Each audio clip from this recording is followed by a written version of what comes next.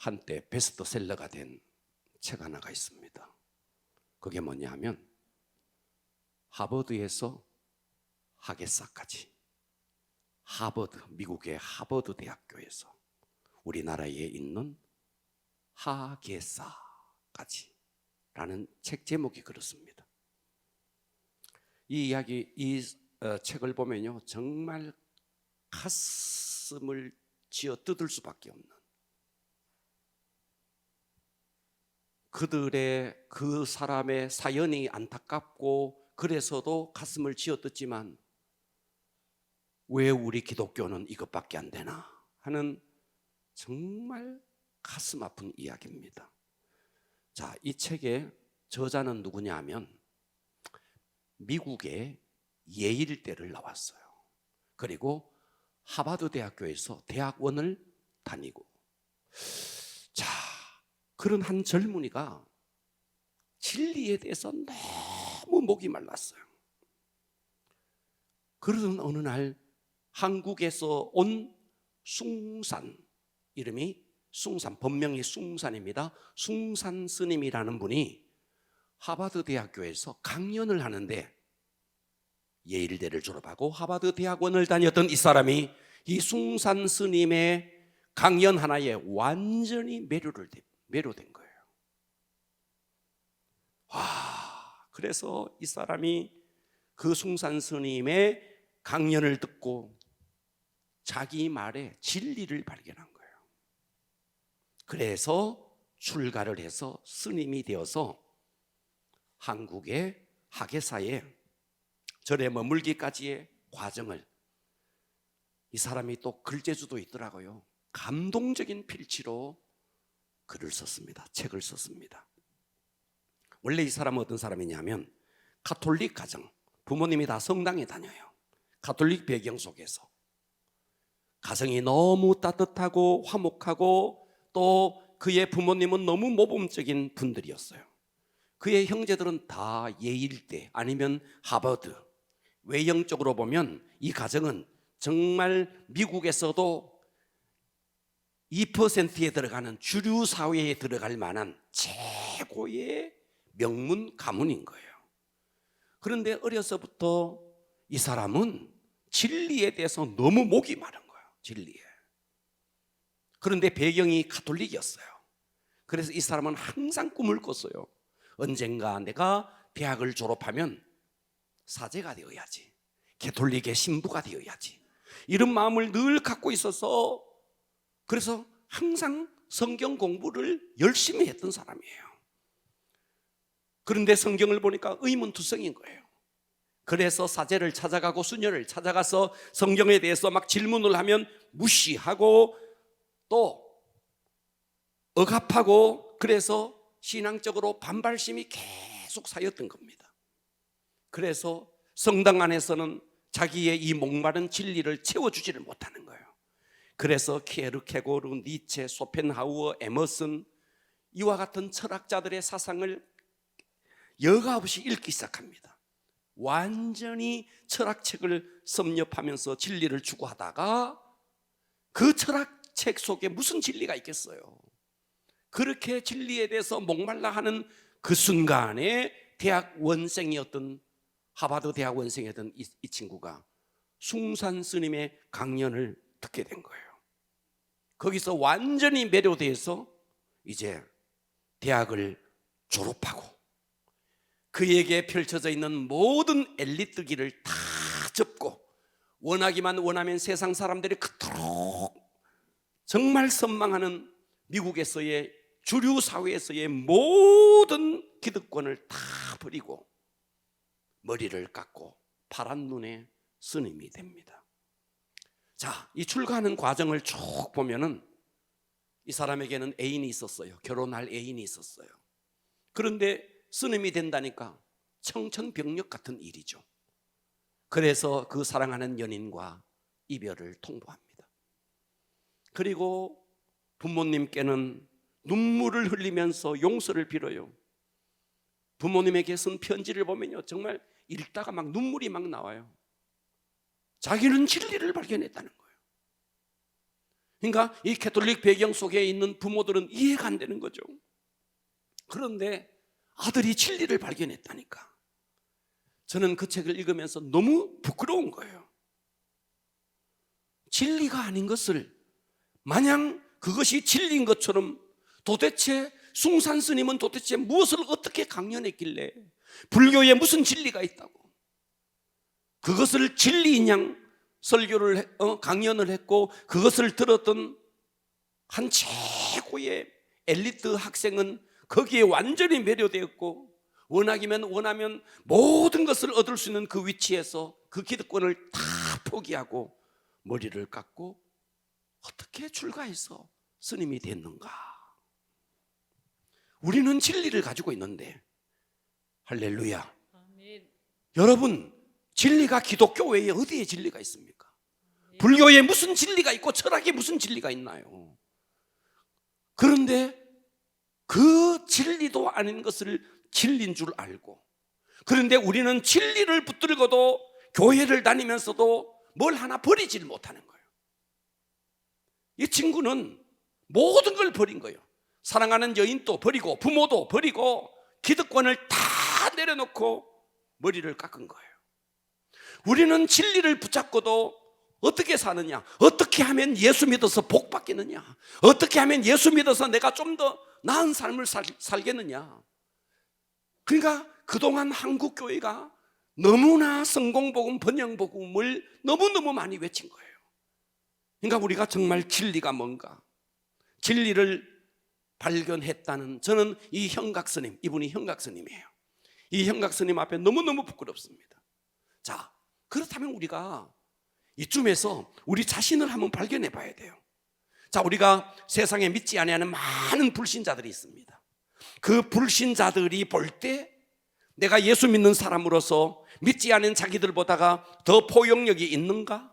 믿지 않는 그들보다가 더 너그러운가? 믿지 않는 그들보다가 더 사랑스러운가? 믿지 않는 그들보다가도 욕망에서 자유로운가? 믿지 않는 사람들보다가 내 가슴이 더 따뜻한가? 믿지 않는 사람들에게 좀 더 내가 그들을 배려하는가?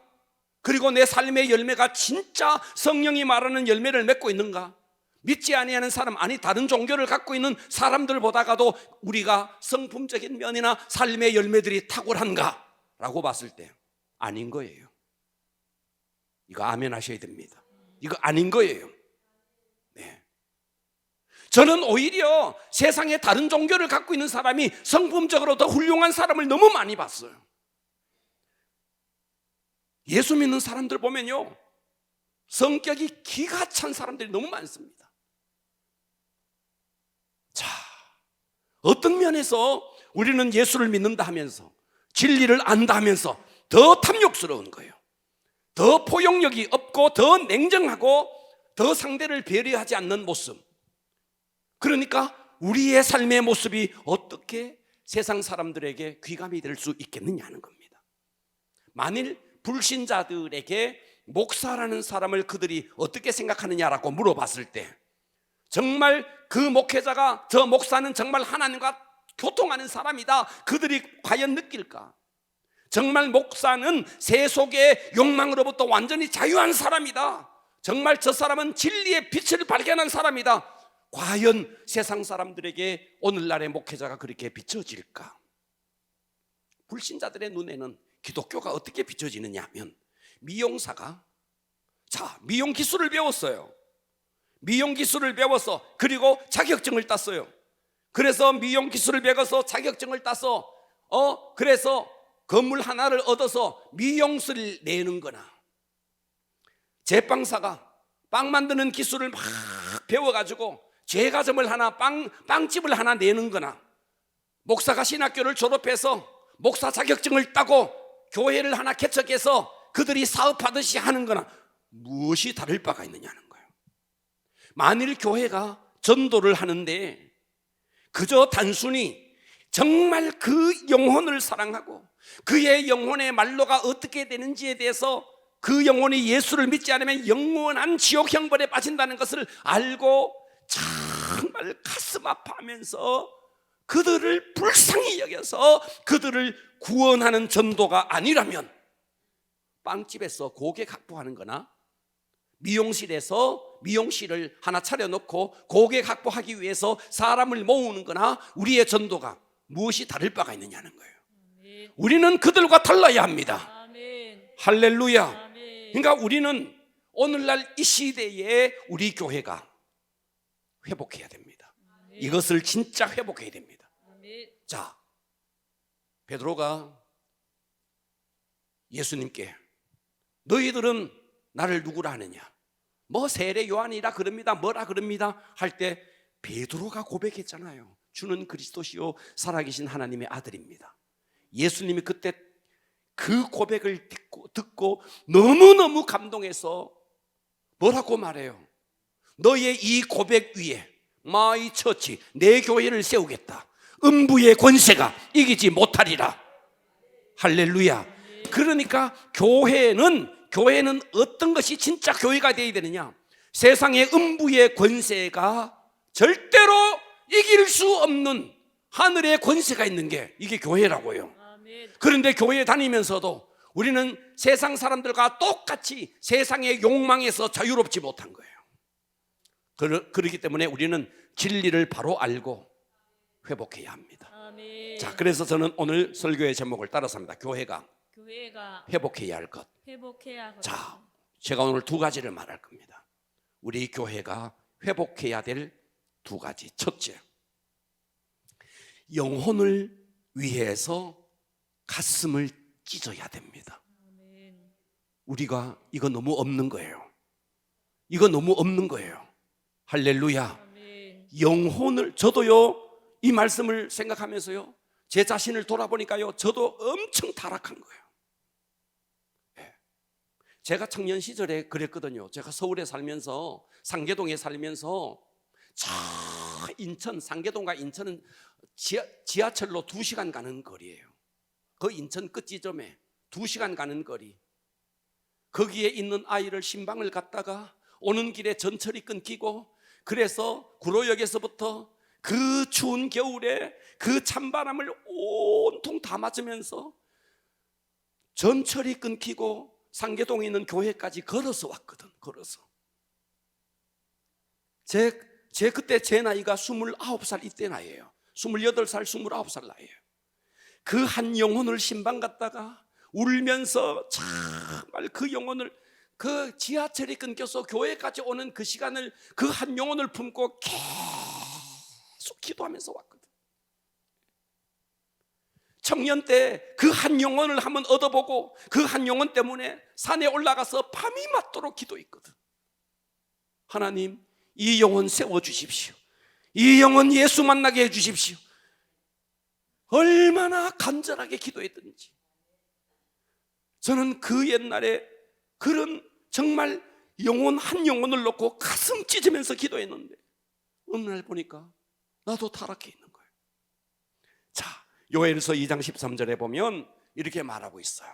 요엘서 2장 13절, 너희는 옷을 찢지 말고, 너희는 옷을 찢지 말고 마음을 찢고 너희 하나님 여호와께로 돌아올지니라. 할렐루야.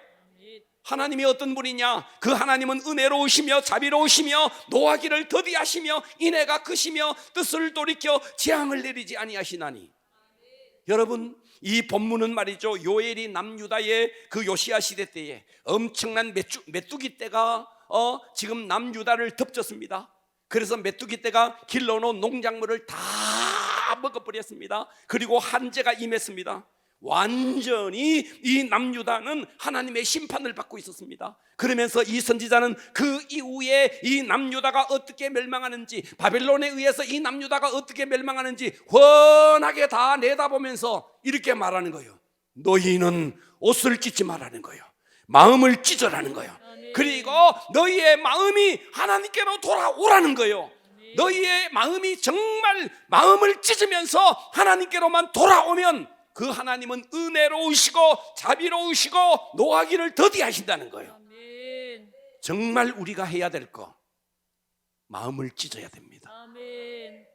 한 영혼, 저 영혼을 그냥 두면 영원한 지옥을 가는데 그 영혼에 대해서 가슴을 찢으면서 기도해야 됩니다. 아멘. 오늘 여러분들이 이와 같은 가슴 찢는 기도, 가슴 찢는 마음 없이, 마음을 찢는 이런 거 없이 그저 전도해야 된다, 숫자 채워야 된다. 여러분, 만일 우리가 그렇게만 한다면 미용실에 고객 확보하는 거나 제빵사가 고객 확보하는 거나 무엇이 다를 바가 있는 거예요. 우리는 영혼을 생각하면서 가슴을 찢는 이것이 우리에게 있어야 되는 겁니다. 아멘. 여러분, 교회 부흥은요 목표가 아닙니다. 교회 부흥은, 숫자적인 부흥은 목표가 아닙니다. 한 영혼 한 영혼이 하나님의 말씀 앞에 정말 마음을 찢고 하나님 앞으로 그 심령이 주님께로 돌아오면 숫자적인 부흥은 저절로 돼요. 숫자적인 부흥은 우리가 목표하지 않아도 돼요. 그런데 가슴 찢는 것도 없이 그저 숫자적으로 늘린다면 다른 어떤 회사나 다른 어떤 상점이 고객 확보하는 거나 똑같다는 거예요. 우리의 영혼 구원은 숫자 채우는 거 아닙니다. 우리는 그저 교회에 부흥시키기 위한 것도 아닙니다. 우리는 한 영혼 한 영혼, 그 영혼이 영원한 지옥으로 가는 것이 너무 내가 가슴이 아파서 마음을 찢어야 됩니다. 저는 이런 목사님들을 봤어요. 자기는요 성전 건축하는 게 은사래요. 그리고 성전 건축하는 게 사명이래요. 제가 그분 앞에는 내가 그런 이야기 하지 않았습니다. 저는 제 평생에 성전 건축하는 거 사명 아니고 성전 건축하는 거 저는 은사도 아닙니다. 성전 건축은 우리의 목표가 되어서도 안 된다고 생각하는 사람이에요. 왜? 한 영혼 한 영혼을 정말 주님의 사랑으로 사랑하고 그 영혼을 가슴을 찢으면서 사랑하고 그 영혼을 하나님의 사람으로 만들면 저절로 교회는 부흥되는 것이고, 성전은 하나님께서 뜻이 있으면 숫자가 많아서 예배 드릴 곳이 없으면 예배당은 하나님이 주시는 것이고 그런 것이지, 무슨 성전 짓는 데 사명을 가집니까? 영혼을 구원하는 데 사명을 가져야죠. 그렇지 않습니까? 그러니까 오늘 우리는 정말 우리의 내면이 바뀌어져야 됩니다. 숫자적인 부흥 이전에 여러분의 심령의 부흥이 일어나야 됩니다. 심령의 부흥이 일어나야 돼요. 기도할 때 정말 이 심령의 지진이 일어나야 됩니다. 할렐루야. 할렐루야. 네. 만일 이거 없이 전도, 자, 우리 이번 주 새세명 축제를 해요. 여러분들이 만일 이런 마음 없이 그냥 한 사람을 데리고 온다, 여러분 그 고객 확보예요. 우리는 그런 전도를 해서는 안 된다는 거예요. 요즘은 보니까 전도도 안 되니까 완전히 지금 말이죠, 교회마다 교인 뺏기 경쟁을 해요. 예. 어떤 교회는 가보면은요, 무슨 교양 강좌, 음악 강좌 다 열어놓고 말이죠. 조그만한 개척교회 성도가 만일 큰 교회 음악 강좌, 바이올린 강좌, 첼로 강좌 이런 거 쫙 열어놓으니까 눈이 막 뒤집어져 가지고 말이죠. 그렇게 해서 그 교회가 가니까 천국 같고 자기 교회는 지옥 같고 그 지하실에 보니까 지옥 같고, 그래서 교인 뺏는 교인들이 얼마나 많은데요. 유치하기 짝이 없습니다. 우리는 심령에 주님의 마음을 부어달라고 기도해야 됩니다. 꽝 잡는 것이 매라는 식으로 테크닉을 가지고 숫자 부흥시키는 거, 우리 이거 지양해야 됩니다.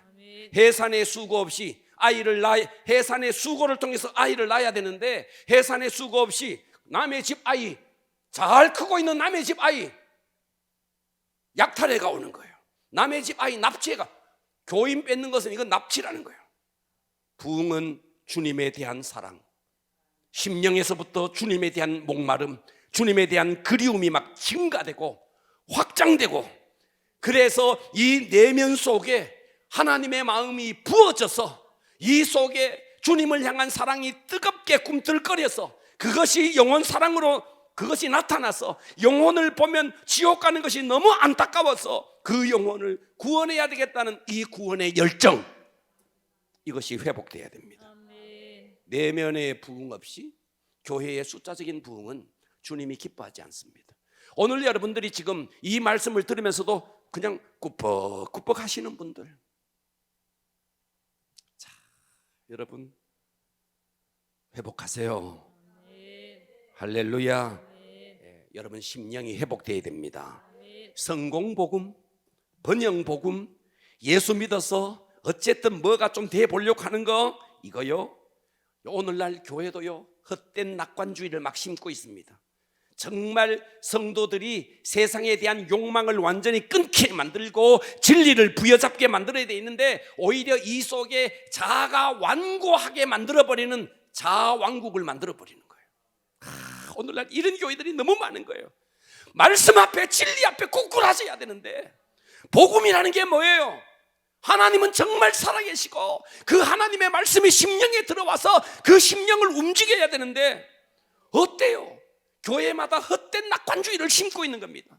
오히려 정말 자아가 완고하게 만들어서 사람의 왕국을 만들고 있는 거예요. 교회가 그러고 있는 거예요. 이런 교회들이 한두 교회가 아닌 것입니다. 그러니까 그 교회는 살았다는 이름을 가졌으나 죽은 교회예요. 영적으로는 병들어 있는 교회입니다.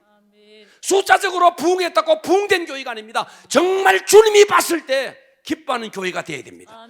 주님이 보실 때 기뻐하는 교회는 여러분의 심령이 하나님의 말씀 앞에 꼿꼿하시는 겁니다. 이것이 돼야 되는 겁니다. 할렐루야. 여러분, 이거 안 되고 교회가 숫자적으로 부흥하는 걸 부흥이라고요? 주님 앞에 갔을 때 정말 그것을 주님이 부흥이라고 인정해 주실까요? 그러므로 우리는 정말 우리의 가슴이 정말 마음을 찢어야 됩니다. 여러분 자신이 진리에 꼬꾸라지지 않는 것에 대해서 회개하는 마음으로 마음을 찢어야 되고, 한 영혼 한 영혼을 주님께로 인도하기 위해서 마음을 찢어야 됩니다. 하나님은 이런 교회를 기뻐하고 이런 성도를 기뻐합니다. 할렐루야. 두 번째입니다. 두 번째는요, 이것을 하기 위해서 두 번째는 반드시 이것이 돼야 돼요. 배에서부터 생수가 터져야 됩니다. 아멘. 할렐루야. 아멘. 교회는 영적인 생명을, 강대상은 영적인 생명을 그 심령의 양식으로 선포해야 됩니다. 아멘. 자, 이런 우화가 있습니다.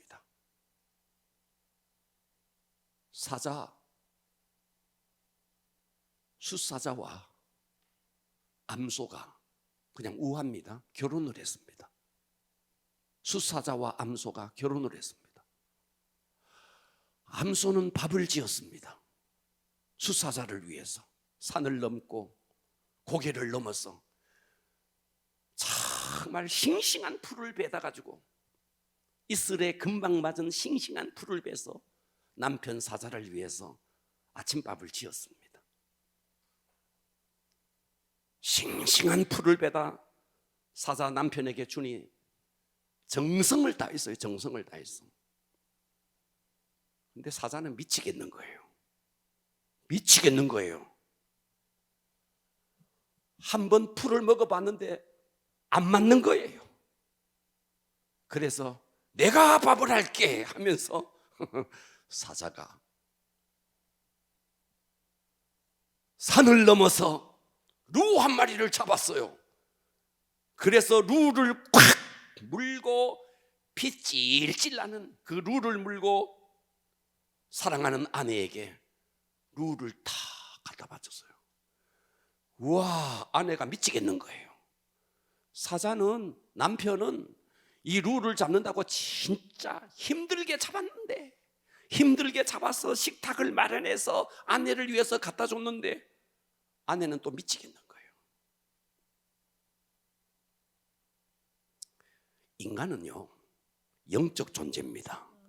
영적 존재이기 때문에 근본적으로 영적인 부분이 채워져야 됩니다.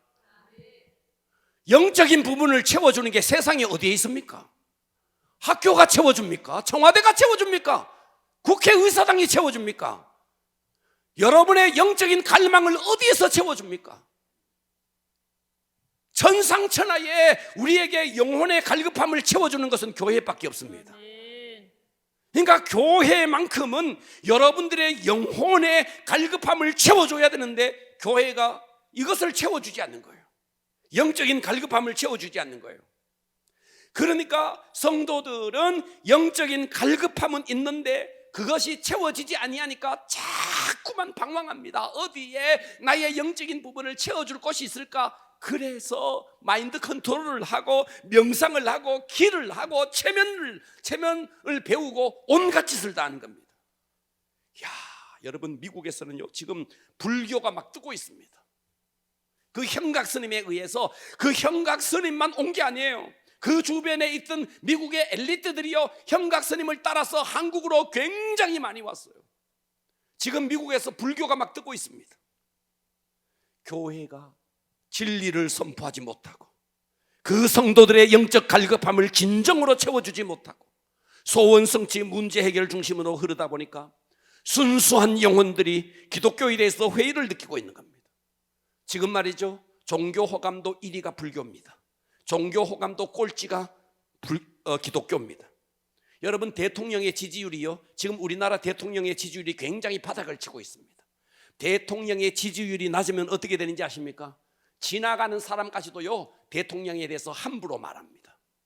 기독교의 호감도가 꼴찌를 하니까 여기에 대해서 꼴찌라는 것을 눈치챈 언론, 그리고 상업주의자들이요 자기들의 시청률을 높이기 위해서 괜히 교회를 건드립니다. 그래서 만들어낸 수리남, 그렇게 만들어낸 오징어 게임, 거기에 보면요 한결같이 기독교를 폄훼하고 있습니다. 왜?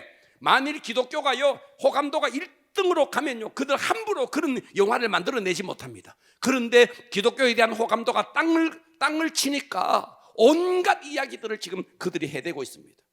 왜 그런데? 기독교가 세속적으로 흘러서 그렇습니다.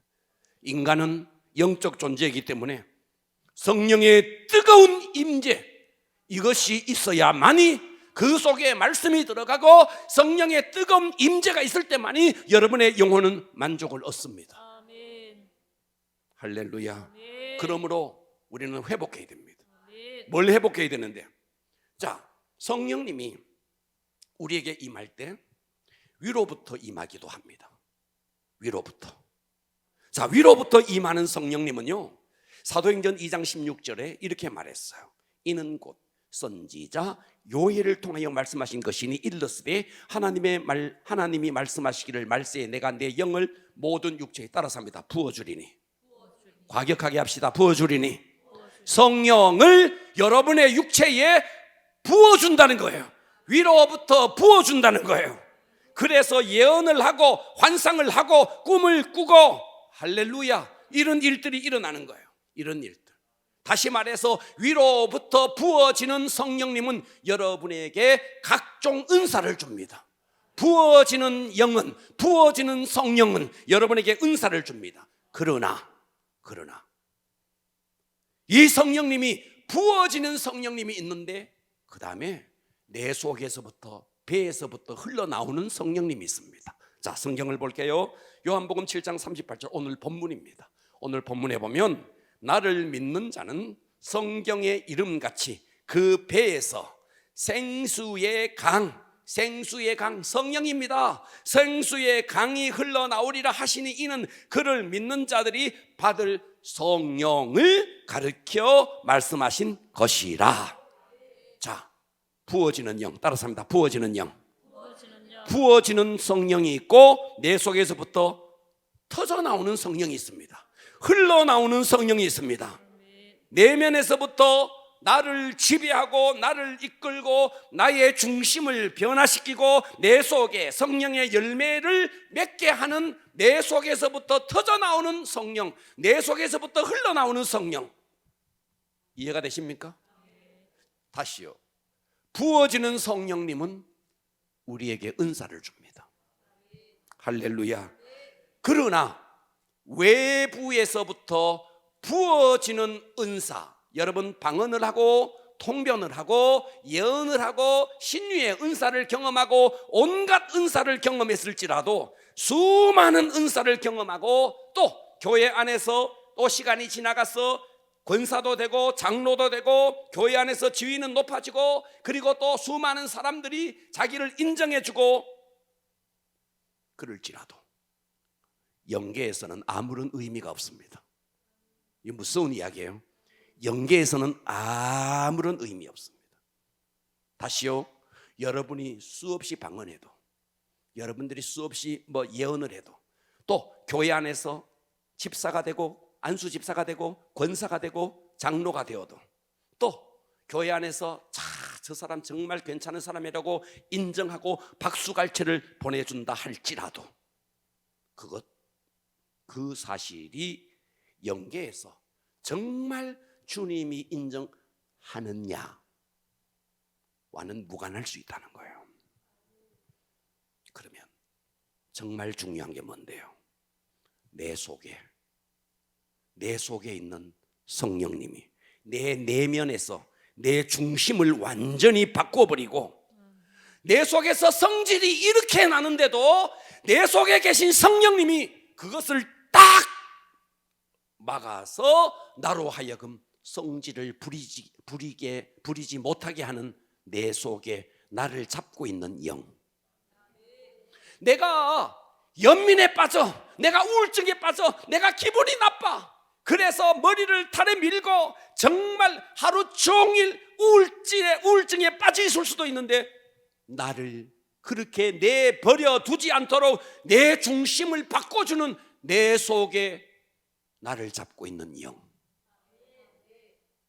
할렐루야. 나는 기분대로 막 하고 싶고 기분대로 말하고 싶고 때로는 교회 와서 기도를 하는데도 내가 기분대로 내 마음대로 기도하는데, 그런데 내 속에서 내 기분대로 기도하지 못하게 하는 나를 잡고 있는 영. 나는 막 내 속에 막 탐욕이 일어나요. 막 욕심이 막 생겨요. 때로는 사람에 대해서 막 비난해 주고 싶어요. 그런데 내 속에 계신 성령님이 그것을 딱 가로막고 못하게 하는 나를 붙잡고 있는 영. 낮이건 밤이건 주님이 너무 그립고, 낮이건 밤이건 말씀이 너무 그립고 성경을 보지 않으면 하면 내 속에서 막 목마름이 타오르게 하는 나를 잡고 있는 영. 주님을 사랑하지 않고는 못 베길 것 같은, 여러분 사람도 사랑하면 그리워요. 사람도 사랑하면 막 보고 싶어요. 그런데 여러분은 정말 주님에 대한 그리움, 주님에 대한 사랑하는 마음이 여러분 속에서 있느냐고요.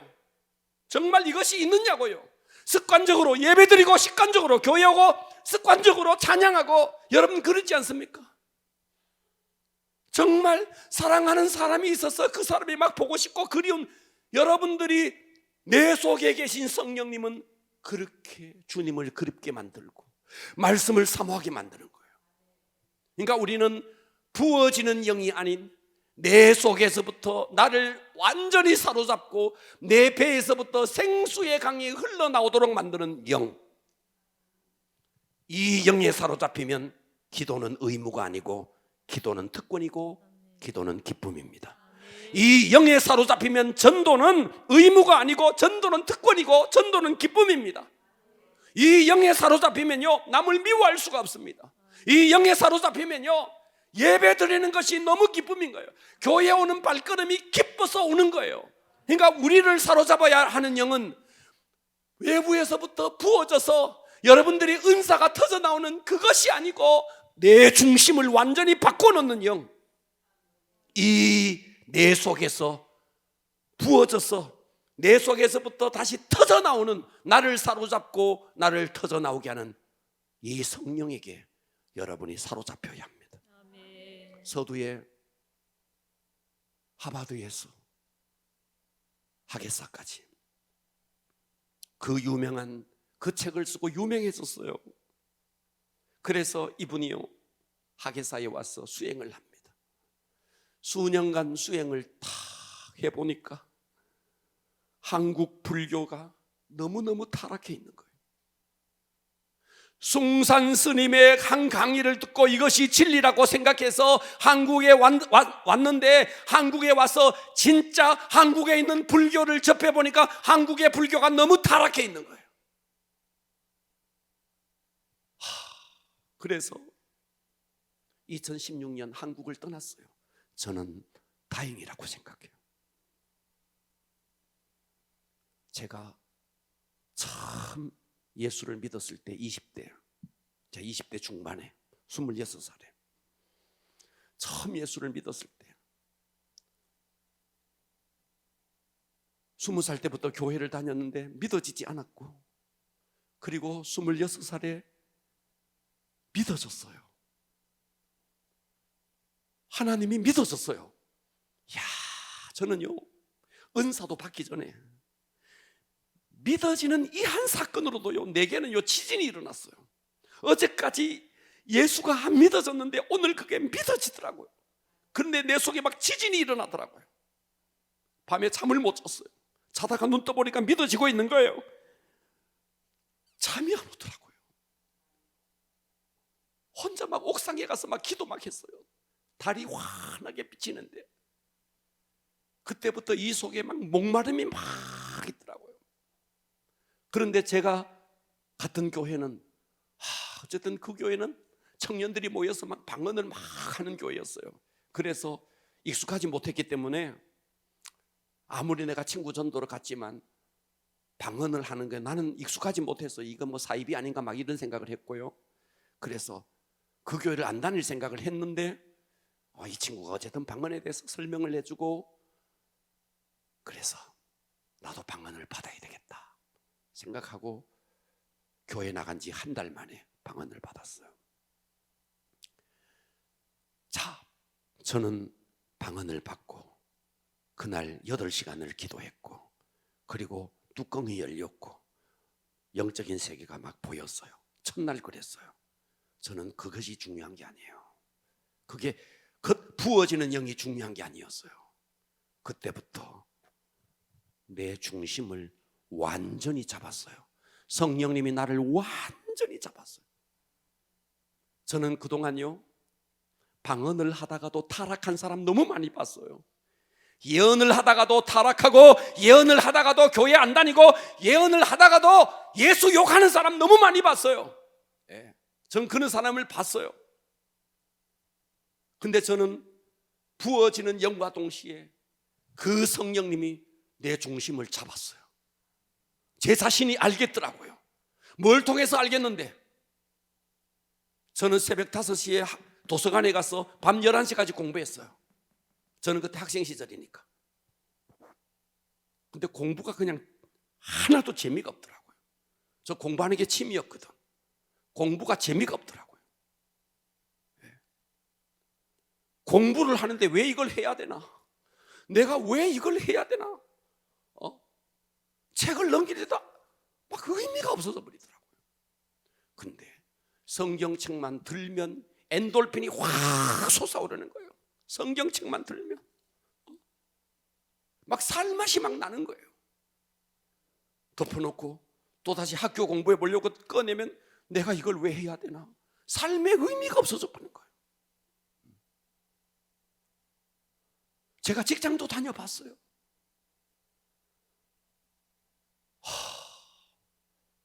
삶의 의미가 없는 거예요.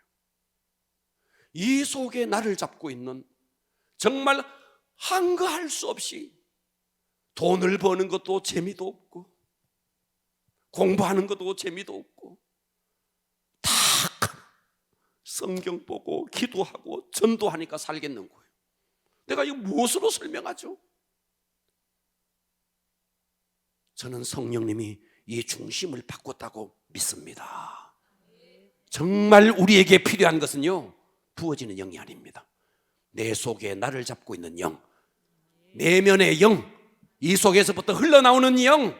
할렐루야. 그래서 정말 내가 성질을 부리고 싶지만 그것을 막게 만들고, 내가 세상의 욕망을 향해서 나가고 싶지만 그것을 막게 만들고, 내 속에서 주님을 그리워지게 만들고 말씀에 대해서 사모하게 만드는 이 영, 내면의 영, 이 내면의 영에게 사로잡혀야 됩니다. 이것이 인생 혁명입니다. 기도하겠습니다.